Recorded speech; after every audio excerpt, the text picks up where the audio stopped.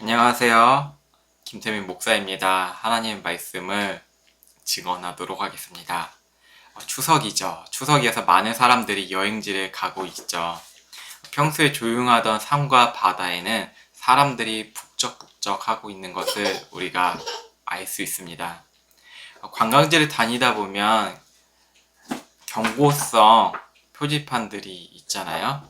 이곳은 위험하니 들어가지 마십시오. 여기는 군사 지역이니 들어오지 마십시오. 그런 경고성 글귀들이 적혀져 있습니다. 군사 지역, 집안 붕괴의 위험도 있고 너울성 파도와 같이 그런 위험한 지역에서 생명을 지키기 위해서는 가지 말라는 그런 경고성 글들이 적혀져 있습니다. 이 경고성 글들은 명령입니다. 부탁하거나 조언이 아닙니다. 부드러운 글씨로 써져 있지 않죠. 강력한 어조로 써져 있고, 그리고 새빨간 글씨로 강력하게 쓰여 있습니다. 때로는 그 경고성 그림에는 해골도 그려져 있는 것이 있습니다. 이 글을 적어놓은 사람들은 그곳에 대해서 잘 아는 사람들입니다. 그 지역에 대해서 경험하였고 연구한 자료들도 있습니다. 전문가들도 위험하니 자유롭게 또 다니지 못하는 장소이기도 하고요. 잠언에서도 인생의 경고성들의 글들이 넘쳐나고 있습니다. 그 경고는 반드시 지켜야 할 명령들입니다. 그 명령은 일회성이 아닙니다. 지속적이고 반복적이고 계속 지켜야 한다는 게 하나님 말씀이죠. 20절에서는 자녀들이 아버지의 명령과 어머니의 법을 떠나지 말며 그것을 마음에 항상 새기라고 말씀하고 있습니다. 성경에서 명령과 법은 절대적입니다. 대충 지키는 흉내냄을 말하지 않습니다. 아버지의 명령과 어머니의 법은 성경을 말씀하고 있습니다. 이스라엘에서는 아버지와 어머니, 하나님 말씀을 언제든지 가르치고 있습니다. 하나님의 말씀은 영적인 유산으로 목숨을 다하여 가르쳐야 한다는 사회적 분위기도 있고요. 어느 한 사람의 하나님 말씀을 담당하는 그런 역할이 있는 것이 아니라는 것입니다. 부모 모두 둘 다 하나님 말씀 앞에서 연구해야 되고 그 말씀들을 자녀들에게 수시로 지속적으로 가르쳐야 한다는 것입니다. 우리나라의 입시 경쟁과 전혀 다른 분위기죠. 우리 사회가 산업화와 또한 그 발전 속에서 급격하게 경쟁적인 문화가 있기도 했지만 과거에서부터 그런 시험들이 많이 있었잖아요. 여러 가지 제도 속에서 그 시험들을 통과해야지만 이제 자신들의 가족의 삶이 또 달려 있기도 하고요. 그것도 이어져 왔는데 우리의 삶 속에서 그런 입시 경쟁 분위기가 얼마나 치열한지 우리는 몸소 느끼고 있죠. 뭐 그것뿐이겠습니까? 뭐 자영업을 하시는 분들이나 또 사업을 또 하시는 분들, 뭐 경영하시는 분들 다 아시잖아요. 경쟁해야 될 수밖에 없는 상황 속에서 놓여졌는데 우리나라뿐만 아니라 세계와 또 경쟁해야 된다는 그런 삶을 살고 있죠. 뭐 자본주의 삶이 그렇지만 출산, 학교, 성인, 결혼, 장래 등 인간의 모든 삶이 그 이스라엘 안에서는 하나님의 말씀의 명령과 법으로 채워져 있습니다. 정말 다른 분위기죠. 우리의 삶과. 자녀들은 부모가 가르치는 하나님의 말씀을 늘 새겨야 한다고 말씀하고 있습니다. 한두 번의 교육이 아니고 성인이 되기 전까지 그 말씀을 마음에 새김으로써 그들조차도 부모가 된다는 것을 기록하고 있는 것이죠. 그냥 이제 성인이 되는 것이 아닙니다.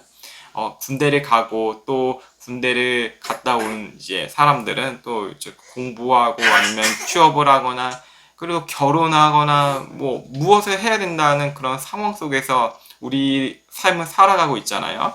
뭐 어느 때는 무엇을 해야 되고 뭐 저럴 때는 무엇을 해야 되고 추석 때 이제 뭐 친척들 모이면 너 뭐하니 너 결혼을 하려고 하니 아니면 대학교 어디 가니 이런 이야기 하잖아요. 무슨 때를 계속 이야기하고 있잖아요.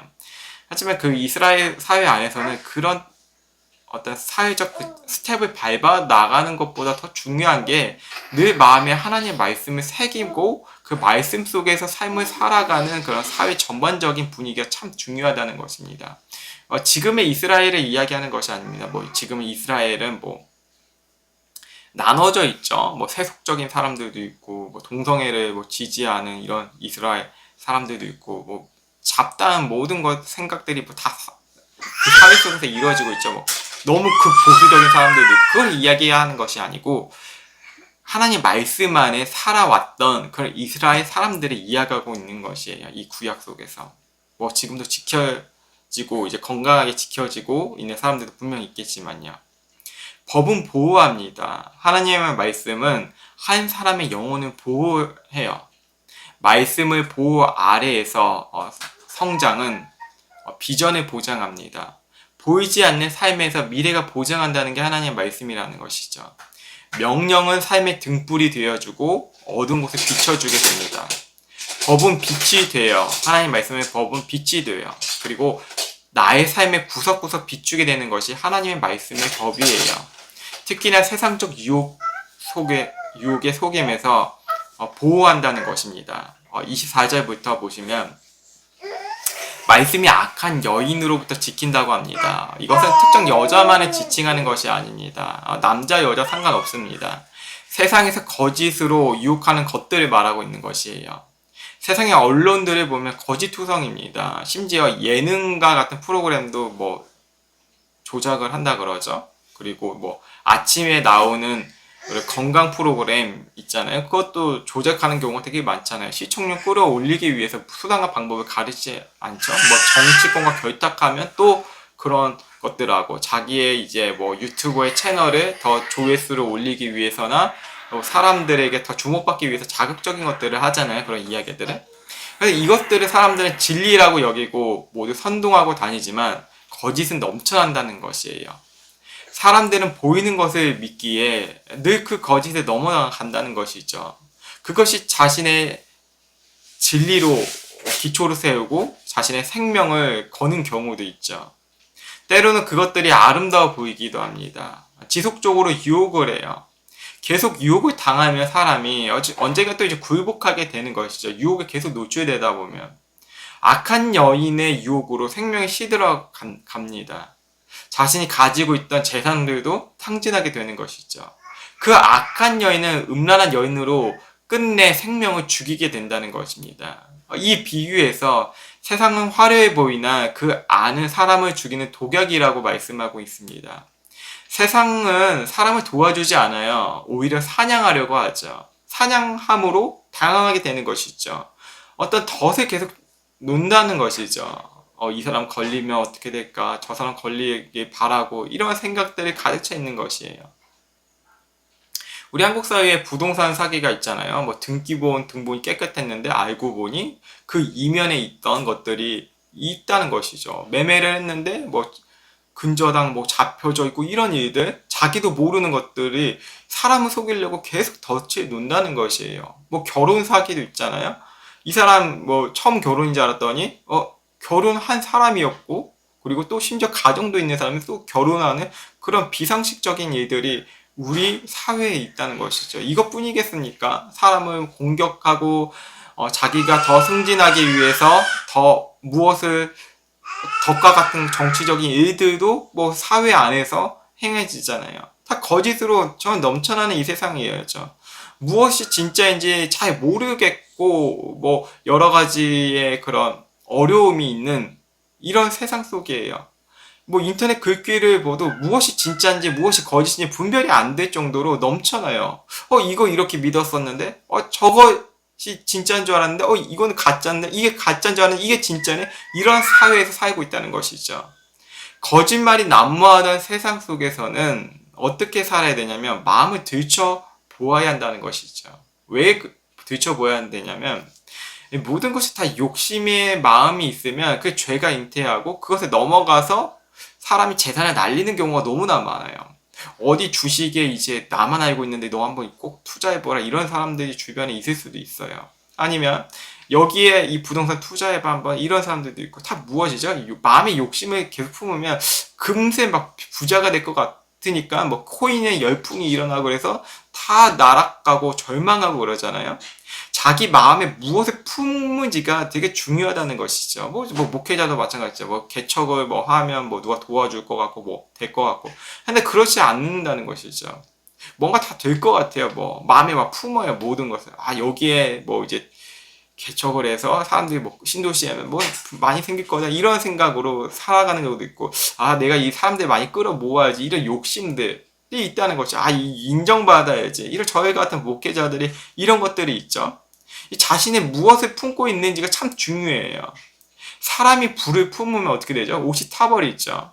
사람이 숯불을 밟으면 팔이 당연히 데이잖아요. 악한 것을 품으면 우리 몸이 어떻게 될까요? 다 들어간다는 것이에요. 이혼한 사람들 중에 불륜으로 이혼한 사람들이 참 많다고 해요. 참 그런 커뮤니티도 있더라고요. 그런 채팅방, 뭐 불륜 모임 채팅방도 있고 참 웃기는 세상이죠. 불륜도 마음의 품음으로서 벌어진 결과들이잖아요. 아, 저 남자 어떨까? 저 여자 어떨까? 계속 결혼했는데 불구하고 눈길이 여기저기 간다는 거예요. 이 결혼 혼인 서약이 되게 그냥 쓸데없는 것이죠. 그죠? 그리고 사람들 앞에서 뭐 결혼식을 했어도 그냥 다른 남자, 다른 여자가 계속 눈에 들어오고 계속 마음에 품는 거죠. 그게 언젠가 터져 나오는 거예요. 뭐 단번에 마음을 품는다고 해서 이게 터져난 게 아니라 지속적으로 세상을 유혹한다는 것이죠. TV를 보셔도 똑같아요. TV에도 그런 불륜적인 것들을 뭐 하나의 로맨스로 여기는 그런 것들도 막 나오잖아요. 막 사회적으로 막 자극시키고 지속적으로 음란을 품으며 거짓 속임수를 품은 것이에요. 악은 계속해서 마음에 더러운 것을 품으라고 계속 이야기해요. 마음에 품는 것들은 열매를 언젠가 맺히게 된다는 것이죠. 악을 추수하게 된다는 것이에요. 마음에 품은 악을 추수함으로써 불쾌한 세상은 늘 지속돼요. 모든 세상의 문제들은 인간이 품고 있는 결과물들이에요. 한 세대도 그냥 넘어가지 않아요. 아, 이 세대는 좀 더 깨끗한 세대였지? 라고 그런 세대가 전혀 없었다는 것이죠. 세대를 거듭할수록 악은 발전하게 되는데 악한 마음을 품는 것은 본질이잖아요. 인간의 본질이에요. 악한 마음을 품는 것은. 근데 이 시대가 발전할수록 이 악을 어떻게 하냐면 창의적으로 죄들을 뿌리고 다녀요. 창의적으로 죄들을 뿌리고 다닌다는 것이죠. 인간이 비트코인이란 게 있었을까요? 그것을 가지고 사람들이 사기를 치고 그런 것들이 있었을까요? 과거에는 없었잖아요. 근데 창의적일 뿐이에요. 이런 일들은 분명히 악의 본질은 그대로인데 정말 재미있고 뭐 즐겁고 뭔가 신명나게 이 죄들을 이게 시대가 발전할수록 뿌리고 다닌다는 것이죠. 모두 죄 짓고 다니니 오히려 죄를 안 지으면 멍청한 사람이라고 좀 이제 이야기해요. 그러니까 한때 우리 몇 년 전이 아니라 2, 3년 전에 부동산 열풍이 있었잖아요. 아, 이거 안 사면 영끌해야지. 뭐 안 하면 넌 벼락거지 된다. 이런 벼락거지란 말을 사회적으로 이 단어로 선동한 거잖아요, 사람들이. 그래서 사람들이 열심히 막 이제 나도 사야지 하다가 어떻게 됐죠? 엄청 금리가 높아져 버리고 이게 다 어려움만 더 생긴다는 것이죠. 자, 이러한 세상 속에서 마음에 무엇을 품고 있는지 사는 사람이 그 사람의 누구인지 마지막 추수 때에 드러난다는 것이, 이 마지막 추수 때라는 것은 죽음이 가까우고 있다는 것이죠. 사람이 나이가 들면 얼굴에 주름이 생기잖아요. 뭐 인상이 되죠. 인상이 굳어져 버리죠. 마음에 품고 있던 것들이 얼굴에 주름으로 인상으로 나오게 된다는 것이에요. 건강에 있어서 과식을 하며 탐욕적으로 먹게 되면 대사질환이 생기게 되는데 스트레스를 스스로 또 받게 되는 경우에도 암 발생 확률도 높아가죠. 이 모든 신체적 질병 또한 마음의 그릇에 담아있는 것들이 넘침으로 이게 눈으로 보여지는 이 추수물, 결과물들이 된다는 것이죠.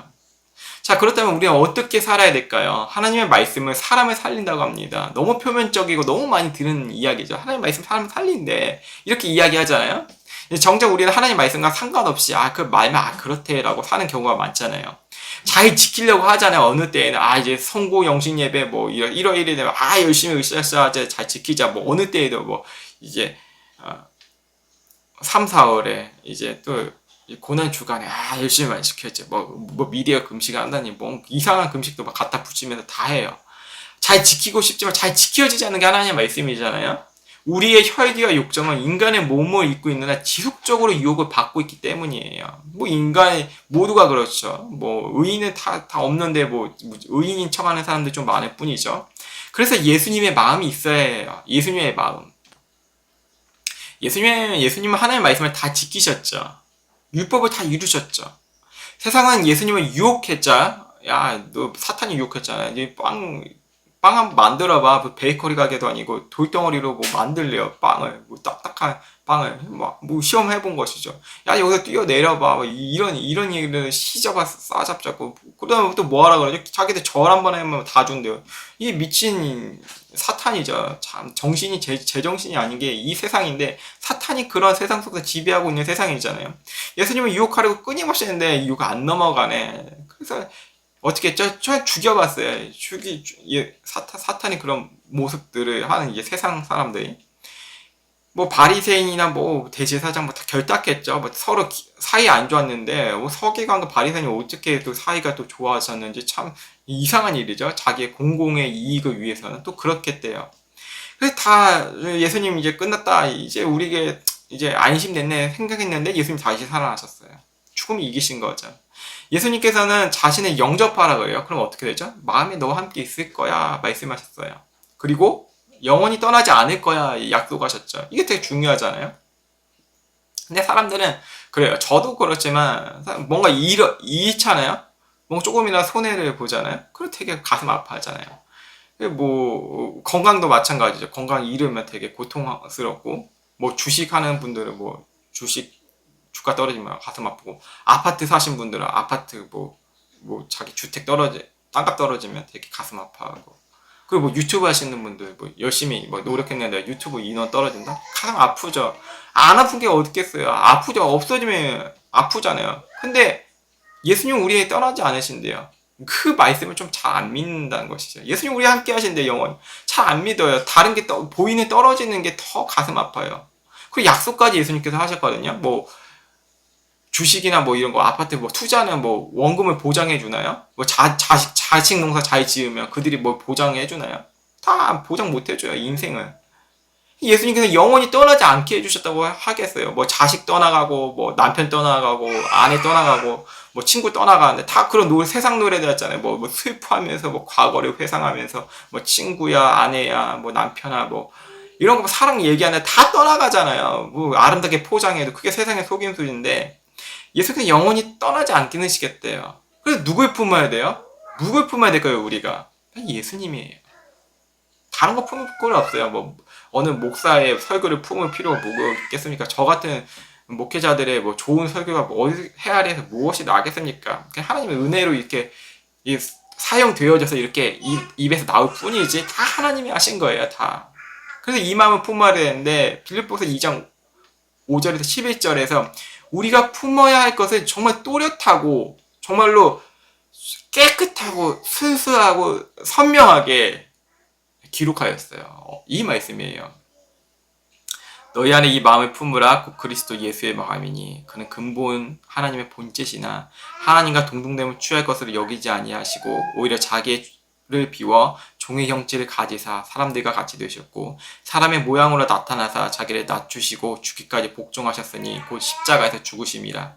이러므로 하나님의 그를 지극히 높여 모든 이름 위에 뛰어난 이름을 주사 하늘에 있는 자들과 땅에 있는 자들과 땅 아래에 있는 자들로 모든 무릎을 예수의 이름에 꿇게 하시고 모든 입으로 예수를 그리스도라 주라 시인하여 하나님께 영광을 돌리게 하셨느니라.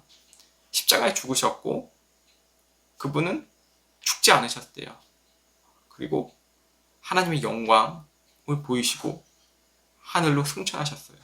그리고 그 이름이 다시 이 땅에 온다고 또 약속까지 하셨고요. 너무 확실한 약속 아닙니까? 그래서 무엇을 품어야 될까? 인생에 있어서 예수의 마음을 품으라는 것이죠. 예수의 마음.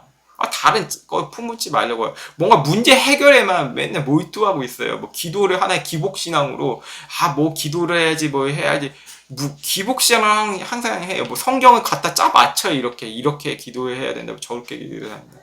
근데 성경 분명히 의도가 있거든요. 하나님 말씀 예수 그리스도를 이야기하잖아요. 우리가 품어야 될 거 본질이잖아요. 예수님 죽으시고 다시 살아난 예수님의 마음을 품어야 되죠.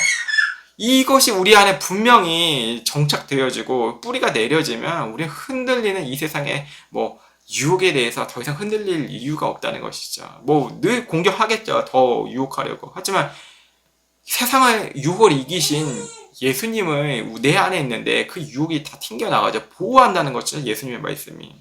세상을 마음을 품으면 어떻게 되죠? 우린 거짓으로 죽게 돼요. 늘 거짓말로 죽게 된다는 것이죠.